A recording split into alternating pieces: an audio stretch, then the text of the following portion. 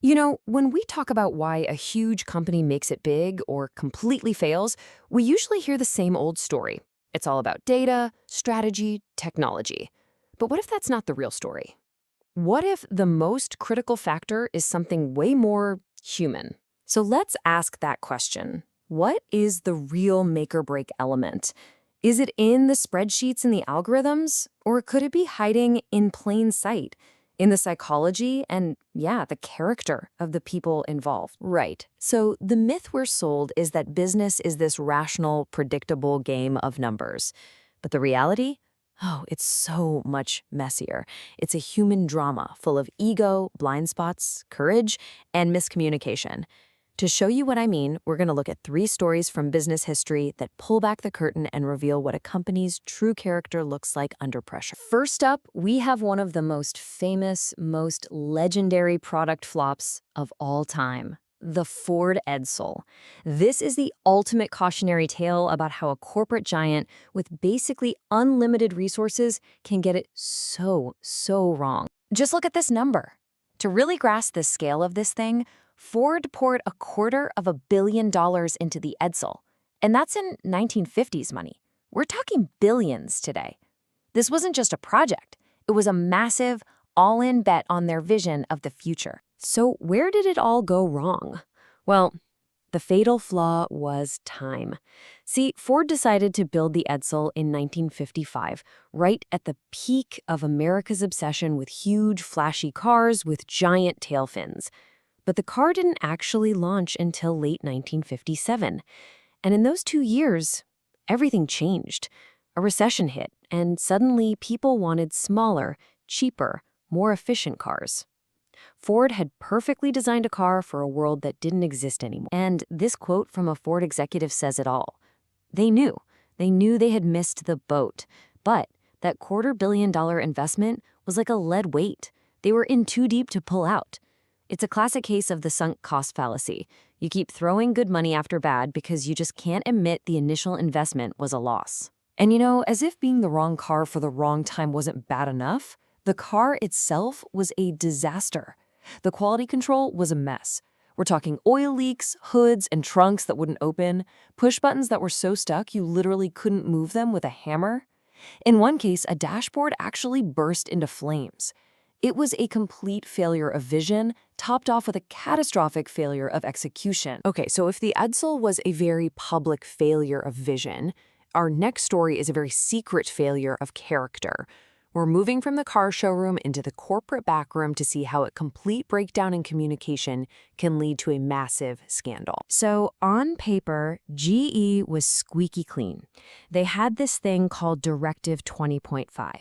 It was the company's official ironclad rule. Everybody had to sign it.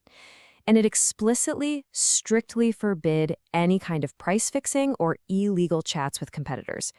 Problem was, what was happening in the real world was the exact opposite. This quote from a GE manager is so revealing. It tells you everything about the real culture. Air cover. That was the unspoken rule. It meant your boss would give you these subtle hints, these little nods and winks, that it was okay to go meet with competitors to stabilize prices, no matter what the official policy said. Plausible deniability was the name of the game. And they had a name for it, a stylized method of communication. It was like a secret language. Here's how it worked. A top manager says something totally vague, like, "We need some market stability." The guy below him knows that that's code for "go fix prices." So he does the illegal thing. But if they ever get caught, both of them are covered. The boss can say, "I never ordered that," and the subordinate can say, "Oh, I must have misunderstood." It was a system designed for corruption. And this is the craziest part. The whole system got so twisted that you could have 2 guys testify in court, under oath, to the complete opposite thing, and both of them would believe they were telling the truth.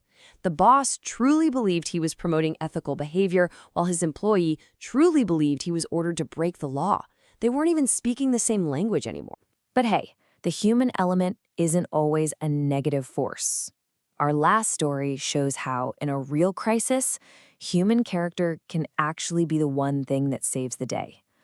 This is about how Wall Street's biggest players had to come together to stop a financial meltdown. Okay, so picture this. It's the weekend right after JFK has been assassinated in November 1963. The country is in shock. The stock market is closed on Monday for the funeral. But behind closed doors, a huge brokerage firm, Ira Hopt, is about to go bankrupt. This could have started a chain reaction, a panic that could have destroyed public trust in the entire stock market. What happened next was this insane race against the clock weekend negotiation to save the system. The deal they came up with was actually genius in its simplicity. The New York Stock Exchange agreed to use its own members' money to make sure the firm's customers didn't lose everything. But in exchange, they went to the banks that Ira Hopt owed money to and said, "You guys have to wait to collect your debts." The formula basically created shared sacrifice. For every $1 the exchange put in, the banks had to hold off on collecting $2. In the end, the member firms of the exchange coughed up $9.5 million. And get this wasn't an investment. There was zero profit to be made here. This was basically competitors paying to rescue the customers of a failed rival, all to protect the public's faith in the market itself. It was a pure act of collective responsibility, of character. So we have a disastrous car, a corporate conspiracy, and a last-minute financial rescue. What do these three totally different stories actually tell us? Well, they show that a company, just like a person, really does have a character. Let's just lay it all out. 3 crises, 3 very human factors. With the Edsel, it was a failure of vision. They built the wrong thing. With GE, it was a failure of communication and ethics. They created a system of lies. But with the whole bailout, it was a show of collective courage and responsibility. In every single case, the thing that mattered most wasn't the tech or the data. It was the people. The cartoonist Jules Pfeiffer once wrote something that just hits the nail on the head. He said the real breakdown isn't between 2 people, but between the person and himself.